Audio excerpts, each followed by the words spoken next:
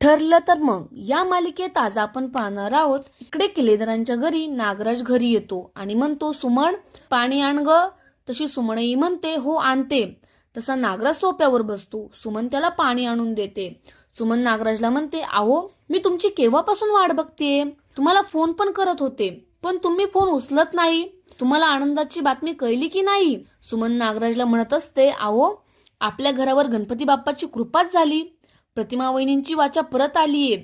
त्यांनी आपल्या तन्वीला आणि पूर्णाईला पण हाक मारली. आता मात्र नागराज चिडतो आणि सुमनवर चिडून म्हणतो, आता तिने जन्मापासून कोणाकोणाला हाका मारल्यात ते आता मला माहित आहे का. सुमन म्हणते, तुम्हाला माहित आहे, मग तुमचा चेहरा असा का आहे. अहो मी तर ही बातमी ऐकून घरभर आनंदाने नाचले. पण अहो चला ना आपण पूर्णाईच्या घरी जाऊया. कधी एकदा प्रतिमा वहिनींचा आवाज ऐकते असं झालंय मला. तसं नागराज शांत होत म्हणतो, जाऊया जाऊया आपण, आता मला वेळ नाहीये. आता सुमन नागराजला म्हणते, अहो मी कधीपासून म्हणते तुम्हाला विचारेल. वहिनी परत आल्याचा आनंद तुम्हाला नाही झाला का. आता त्या बोलायला लागल्या.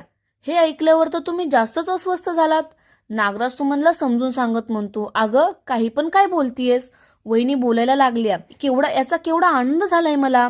म्हणून मी काय सनई चौघडे वाजू का, तुझ्यासारखं घरभर नाचू का. अगं प्रत्येकाची वेगवेगळी पद्धत असते. मला नाही व्यक्त होता येत.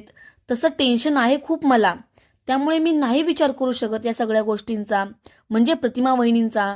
सुमन म्हणते, मला तसं नव्हतं म्हणायचं, पण बिझनेसपेक्षा आपल्या कुटुंबाचं सुख खूप महत्वाचं आहे ना.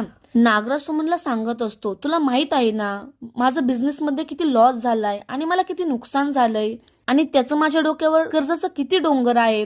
तरीही सुमन नागराजकडे संशयानेच बघत असते. तिलाही नागराजचं हे बोलणं काही पटत नसतं. आता पुढच्या भागात पाहूया, सुमनलाही नागराजवर संशय आलाय का आणि ती सुद्धा नागराजचा खरा चेहरा शोधून काढते.